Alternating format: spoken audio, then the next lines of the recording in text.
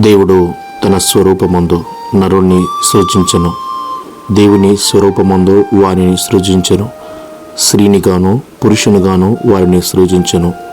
ఈ ప్రపంచంలో, ఈ సృష్టిలో ఎన్ని అందాలు ఉన్నా, ఎంత ఆకర్షణీయంగా ఉన్నా, ఈ ప్రకృతి ఎంత అందంగా ఉన్నా, దేవుని దృష్టిలో ఎప్పుడు కూడా దేవుడు ఇష్టపడేది అందమైన ప్రకృతిని కాదు, తన రూపములో ఉన్న నిన్ను నన్ను మాత్రమే ఆయన ఇష్టపడతాడు. ఎందుకంటే దేవుడు మనల్ని ఎంతో ప్రేమిస్తున్నాడు. తన అరిచేతులలో దాచుకోగలిగినంతగా ప్రేమిస్తున్నాడు. ముదిమి వచ్చే వరకు ఎత్తుకొని ముద్దాడేంతగా ప్రేమిస్తున్నాడు. ఎంత మలినమైన హక్కున చేర్చుకొని తన కృపను బట్టి తన ఒడిలో కూర్చోపెట్టుకునేంతగా ప్రేమిస్తున్నాడు.